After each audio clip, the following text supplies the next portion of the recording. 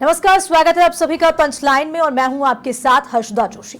Punchline में आज बात होगी राज्यसभा के रण की। दरअसल राज्यसभा चुनावों को लेकर राजस्थान की 3 सीटों के लिए बीजेपी के सतीश पूनिया और अलका गुर्जर, तो वहीं कांग्रेस से नीरज डांगी ने अपना नामांकन दाखिल कर दिया है। इन चुनावों में जनता की बजाय जनप्रतिनिधियों को वोट देने होते हैं, लिहाजा सीधे तौर पर जनता का इन चुनावों से जुड़ाव नहीं होता, लेकिन प्रत्याशियों के चयन को पार्टियों की भविष्य की रणनीति से जोड़कर जरूर देखा जाता है। भाजपा ने सतीश पूनिया पर दांव खेला। राजस्थान बीजेपी के प्रदेशाध्यक्ष रह चुके पूनिया को टिकट देकर पार्टी कांग्रेस के कोर जाट वोट बैंक को साधने की कोशिश में लगी हुई है, क्योंकि कांग्रेस के पास जाट समुदाय से आने वाले प्रदेशाध्यक्ष गोविंद सिंह डोटासरा का नाम है। तो वहीं पूनिया के जरिए पश्चिम यूपी के जाट वोट बैंक को 2027 के चुनावों में भी पार्टी के पक्ष में लाने का प्रयास बीजेपी करेगी। राजस्थान के गुर्जर वोट बैंक को साधने के लिए अलका गुर्जर को टिकट देने का फैसला भी बीजेपी ने लिया, जिससे सचिन पायलट के सामने बीजेपी भी खड़ी हो सके। तो वहीं कांग्रेस पार्टी ने नीरज डांगी पर एक बार फिर से भरोसा जताकर एससी वोटर को साधने का काम किया है। ऐसे में अब चर्चा आज इसी मुद्दे पर करेंगे कि क्या 2.5 साल बाद विधानसभा और 3 साल बाद जो आने वाला लोकसभा चुनाव का रास्ता वाया राज्यसभा जाएगा। तो आज पंचलाइन में चर्चा इसी पर होगी। तमाम गेस्ट भी हमारे साथ जुड़ेंगे और अधिराज हमारे साथ जुड़ गए हैं, वरिष्ठ संवाददाता करणवीर सिंह राजपुरा जी, सर बहुत स्वागत है, कांग्रेस पार्टी से जुड़े हैं, और अटल खंडेलवाल जी जो कि बीजेपी से हमारे साथ अपना पक्ष रखने के लिए जुड़े हुए हैं। सबसे पहले अधिराज, आपके पास आते हुए कि राज्यसभा चुनाव में सीधे तौर पर जनता वोट नहीं करती है, लेकिन संदेश जो पार्टियां देती है रणनीति के तहत वो सीधा जनता तक जाता है। इसको आप कैसे देख रहे हैं कि किस तरह से समीकरण बिठाए गए तमाम पार्टियों के द्वारा, और उसके बाद ये जो राज्यसभा चुनाव हुआ, नामांकन आज दाखिल हुआ, 18 जून को चुनाव होना है, किस तरह देख रहे हैं इसे? देखिए, राजस्थान से 3 राज्यसभा की सीटों के लिए चुनाव होने थे और आज नामांकन का आखिरी दिन था। बीजेपी से डॉक्टर सतीश पूनिया और अलका गुर्जर ने नामांकन दाखिल किया। ये आप सही कह रहे हैं कि राज्यसभा चुनाव को लेकर बहुत ज़्यादा आम जनता में चर्चाएं नहीं रहती, क्योंकि सीधे तौर पर जनता की इसमें भागीदारी नहीं होती है।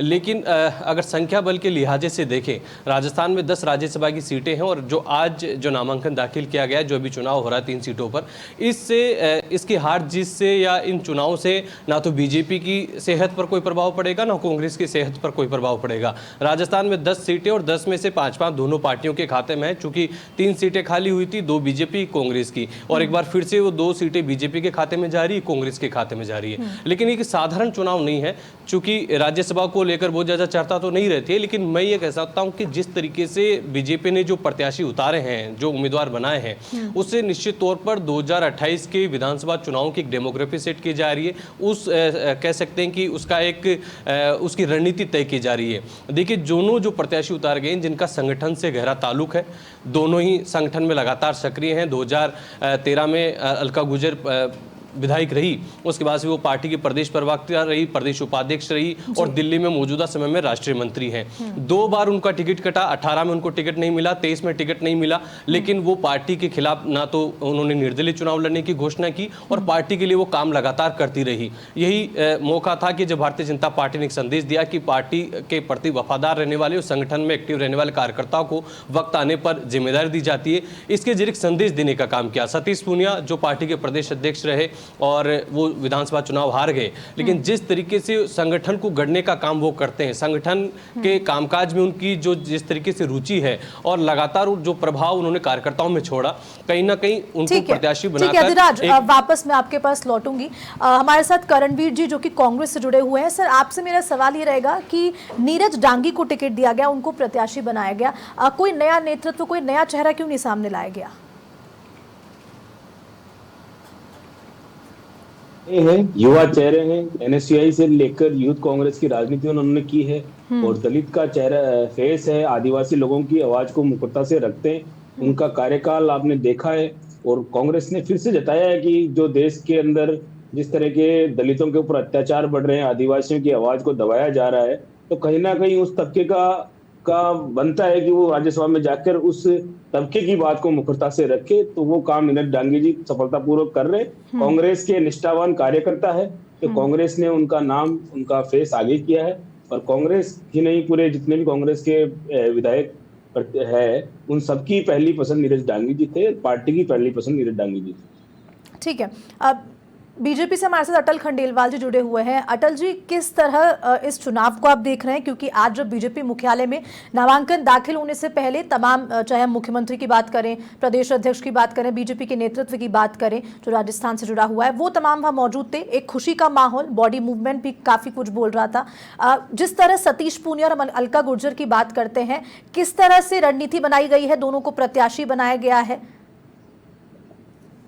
देखिए, दो बात बहुत स्पष्ट है कि दोनों ही जो नेता हैं हमारे राज्यसभा के जो प्रत्याशी हैं, दोनों ही लंबे समय से संगठन में अनेक दायित्व निभाए इन्होंने। सक्रिय हैं, संगठन करता है, एक युवा प्लस अनुभव और दूसरे युवा प्लस उनको प्रशासनिक अनुभव।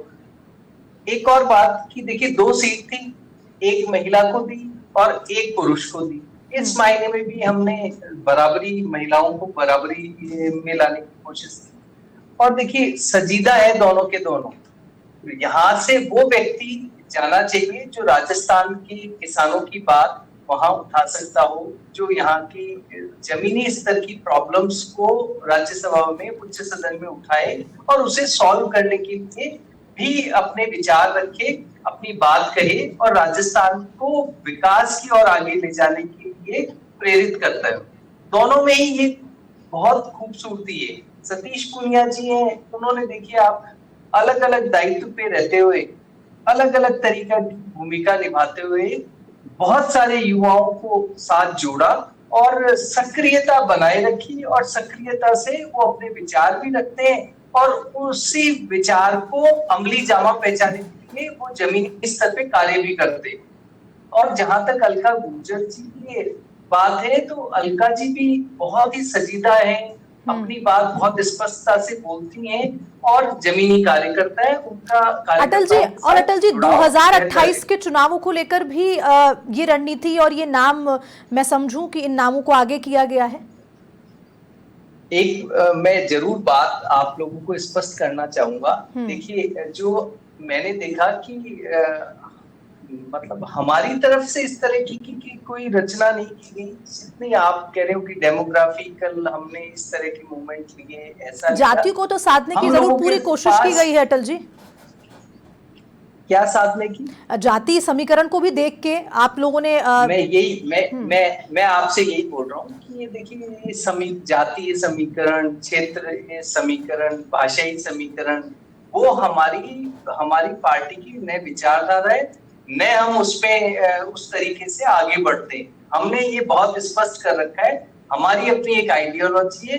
उस आइडियोलॉजी में जो सक्रियता के साथ आगे बढ़ेगा, जो सहयोग करेगा इस आइडियोलॉजी को बढ़ाने के लिए, ऐसे अनुभवी और सकारात्मक रवैये वाले लोगों को ही हम आगे ले जाते हैं। उसी के हिसाब से पार्टी ने इन 2 चेहरों को, जो कि बहुत सक्रिय, संजीदा है, ऐसे व्यक्तियों के हाथ में ये उम्मीदवारी दी है जो राज्यसभा में राजस्थान के विकास की बात कर सकता हो, यहाँ के युवाओं की बात कर सकता हो, किसान की बात कर सकता हो, महिलाओं की बात कर सकता हो, ये सारी विचारधारा की लड़ाई लड़ सकता हो। तो ये दोनों में ये खूबियां हैं, इसीलिए हमने ऐसा किया। ठीक है अधिराज, आपके पास एक बार फिर से लौटते हुए, कांग्रेस पार्टी का ये माना जाता है कि जो जाट वोट बैंक है वो परंपरागत वोट बैंक है। इसको किस तरह से, क्योंकि जैसा कि अटल जी ने कहा कि विचारधारा को आगे लिया गया है, हालांकि संगठन में और भी लोग हैं जो विकास को आगे बढ़ा सकते हैं, महिलाओं को आगे बढ़ा सकते हैं, हर क्षेत्र में आगे, लेकिन सतीश पूनिया और अलका गुर्जर को ही क्यों ये प्रत्याशी बनाया गया?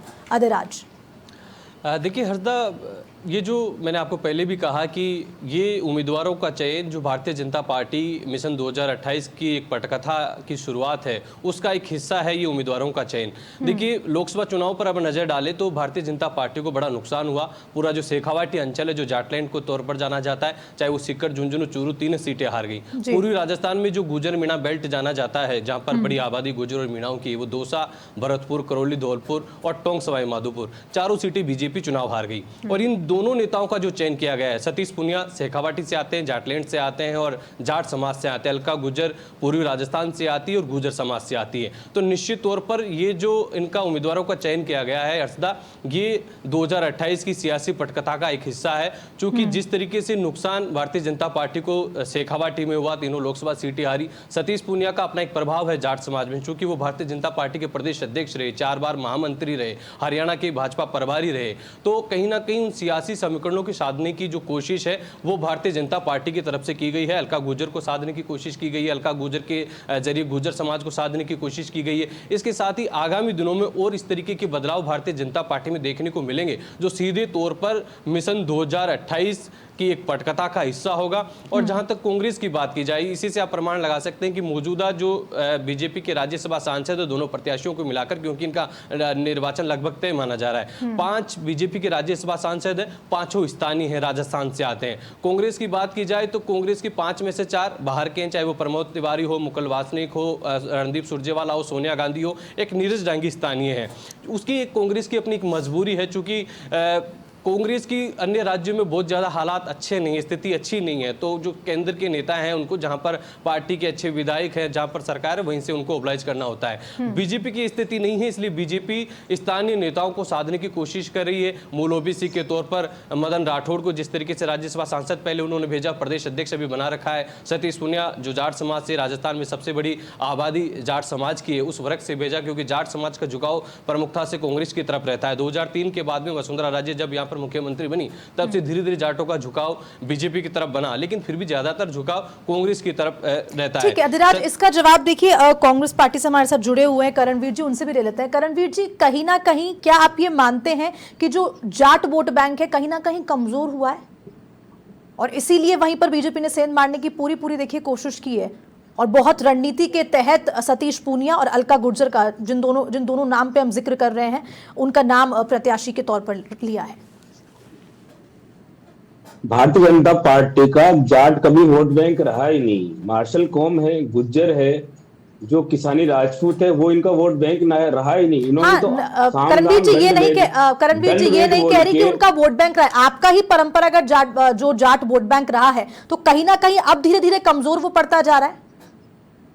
मैं यही तो कह रहा हूँ, कांग्रेस का जो जमीनी वोट बैंक है वो किसान है, जवान है। जो जवान और किसान, चाहे वो जाट हो, चाहे वो किसान राजपूत हो, चाहे गुजर हो, चाहे मीना हो, इन सब लोगों की बात कांग्रेस करती आई है। कांग्रेस ने मौका दिया। बीजेपी वाले तो किसान का मजाक उड़ाते हैं। आप बताइए, अभी सतीश पूनिया जी को किसान पुत्र बता रहे हैं, तो वो पुत्र उस दिन क्यों सो गया था जब मुख्यमंत्री मजाक उड़ा रहे थे किसानों का कि किसान तो मात्र 25 दिन काम करते हैं। अब आप बताइए, ये अगर किसानों का मजाक नहीं है तो क्या है?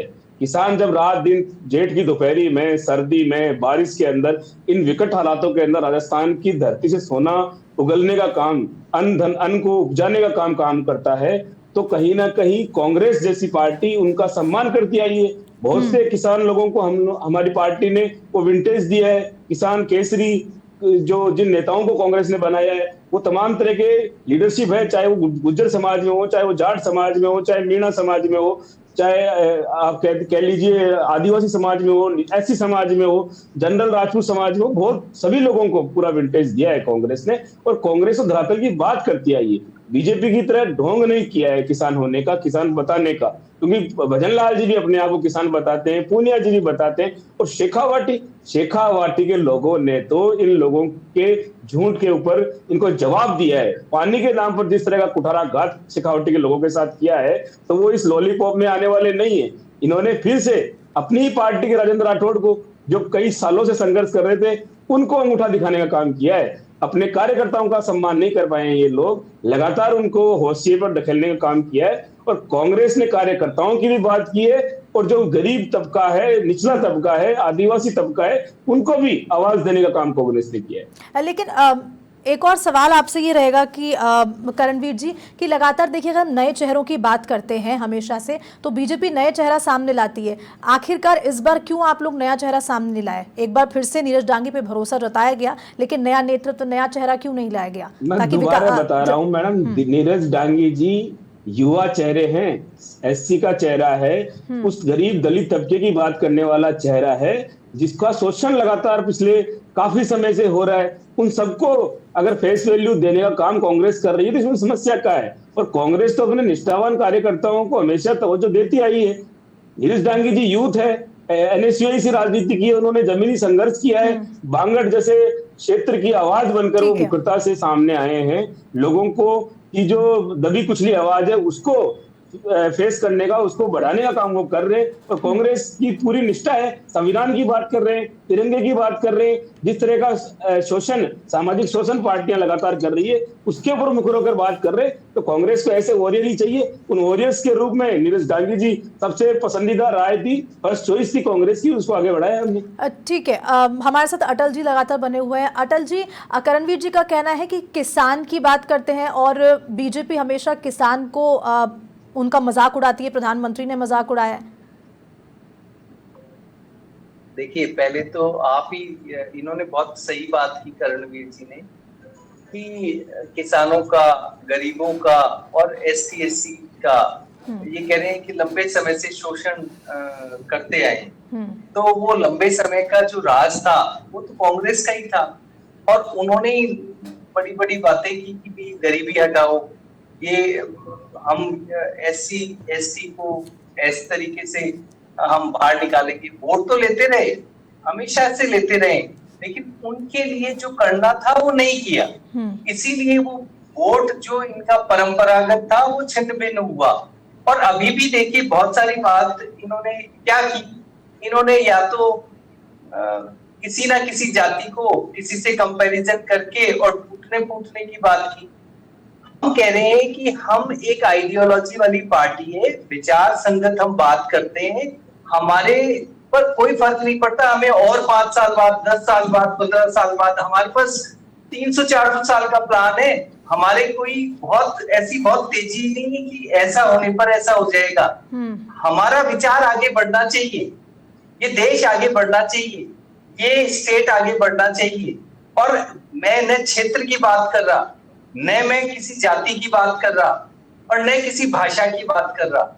मैं ये कहने की कोशिश कर रहा हूं कि ऐसे व्यक्ति हैं दोनों के दोनों जिनका प्रभाव इस तरीके से है कि वो राजस्थान की किसानों की बात, जल संबंधित सॉल्यूशन, कोई विकास, इंडस्ट्रियल सॉल्यूशन, आजकल आने वाले समय में एआई से रिलेटेड प्रॉब्लम्स आएगी, ये सभी बातें वो उच्च सदन में रख सकते हैं, युवाओं की बात रख सकते हैं, बड़े सक्रिय हैं। और इसीलिए इस आधार पे ही हमने उनको चुना कि वो हमारी आइडियोलॉजी वाले व्यक्ति हैं, विचारवान व्यक्ति है, अलग अलग विचारों के साथ इस प्रदेश को आगे बढ़ाने में सक्षम है। यही हमारा स्टैंप है, वो अकेले स्टैंप पर काम कर रहे हैं, जहां हमको आवश्यकता है वहां लगानी। आप गौर से देखिए, मैं कोई डेमोग्राफी की बात की, मैंने कोई जाति से संबंधित बात की, कोई दो व्यक्तियों को लड़ाने संबंधित बात की। मेरा ऐसा उद्देश्य ही नहीं, क्योंकि हम लोगों को ये बिल्कुल स्पष्टता के साथ में आपको बता रहा हूं, बात कीजिए ना सर। राठौड़ साहब मायूस का मायूस चेहरा दिख नहीं रहा क्या आपको? मैं यही बोल रहा हूँ आपको, राजेंद्र राठौड़ जी का मायूस चेहरा दिख नहीं रहा क्या आपको? ना देखिए, वही तो, ये सब चीजें आप में है कि अचानक से अशोक गहलोत जी कुछ भी बोल दिए पायलट साहब की। मैं तो ये कह रहा हूँ, राठौड़ साहब का मायूस चेहरा दिख नहीं रहा क्या? वो गद्दार, निकम्मा जैसे शब्द बोल देते हैं। मुझे तो बहुत आश्चर्य होता है कि जिसका कंपैरिजन गांधी से होता है वो व्यक्ति इनसिक्योर होकर के और अपने ही समकक्ष व्यक्ति के लिए चाय जैसे शब्दों के प्रयोग कर लेते हैं। ये हम लोगों की ही अगर सुन तो लीजिए, खंडेलवाल जी भाषा की बात कर रहे हैं तो हम उसे कंडेम भी करते हैं। भजनलाल जी का भी उदाहरण दे दीजिए। ये बोल रहा हूँ, वो आपके जीते जी प्रधानमंत्री को बोलने की कोशिश करता हूँ, श्रद्धांजलि देने लग जाते हैं। देखिए आप कैसी बातें कर रहे हैं और किस तरीके की आपके वक्तव्य है और कैसी आप इंटेंशन को आप समझते ही नहीं है। तो मैं फिर इन बातों की क्या जवाब दूं करण जी? ठीक है, मैं केवल इतना सा कहने की कोशिश कर रहा हूँ कि दोनों व्यक्ति बहुत सक्षम है, बहुत अनुभवी है, प्रशासनिक दृष्टिकोण से भी वो जो भी प्रदेश की प्रॉब्लम्स होगी उसके सॉल्यूशन के साथ उच्च सदन में अपनी बात रखेंगे और प्रदेश को आगे बढ़ाएंगे। ठीक है, वापस आपके पास लौटूंगे अटल जी और करणवीर जी। अधिराज, एक बार फिर से आपके पास आते हैं, क्योंकि देखिए हमारे साथ कांग्रेस बीजेपी दोनों जुड़े हुए हैं, लगातार उन्होंने अपनी अपनी बात को रखा, लेकिन ये कहना बिल्कुल गलत नहीं होगा जिस तरह हम बात भी कर रहे थे, और आप भी पूरी, क्योंकि आप ग्राउंड पे रहते हैं, चीज़ों को आपने काफ़ी वक्त से देखा है, संगठन में जो भी चीज़ें अंदर होती हैं वो भी आपने देखी है। जिस तरह से दोनों का नाम सामने आया, चाहे हम बीजेपी की बात करें सतीश पूनिया, अलका गुर्जर की, या फिर कांग्रेस से प्रत्याशी नीरज डांगी जिन्होंने नामांकन दाखिल किया है, कहीं ना कहीं जो ये वाया राजस्थान की बात आ रही है, चाहे हम 2029 का लोकसभा चुनाव बात करें या फिर 2028 में राजस्थान में होने वाला विधानसभा चुनाव बात करें, कहीं ना कहीं उसका सेमीफाइनल की जो तैयारी की गई है, ये कहा जाना गलत नहीं होगा अधिराज? देखिए, निश्चित तौर पर अभी राजस्थान में जिस तरीके का गर्मी का तापमान है लगातार बढ़ता जा रहा है, उसी तरीके से बीते कुछ दिनों में सियासी तापमान भी बढ़ा है, और सियासी तापमान बढ़ने के पीछे कारण एक राज्यसभा चुनाव में जो बीजेपी ने प्रत्याशियों की घोषणा की, उसको लेकर कई तरीके के आकलन शुरू हुए कि बीजेपी ने 2028 की रणनीति की तैयारी शुरू कर दी गई। देखिए, भारतीय जनता पार्टी ने आज एक मैसेज दिया। मुख्यमंत्री भजनलाल शर्मा ने कल CMR में जब बैठक हुई, दोनों प्रत्याशियों का अभिनंदन किया, उनका स्वागत किया। उसके बाद में आज प्रदेश भाजपा मुख्यालय खुद भजनलाल शर्मा पहुंचे, दोनों प्रत्याशी पहुंचे और उनका स्वागत अभिनंदन किया। और सबसे बड़ी बात यह है कि भजनलाल शर्मा ने दोनों प्रत्याशियों को अपनी कार में बिठाकर विधानसभा नामांकन के लिए लेकर पहुंचे, एक संदेश देने की कोशिश की कि हम एकजुट हैं, भारतीय जनता पार्टी एक साथ है और मजबूत है, और एक कह सकते हैं कि एकजुट है।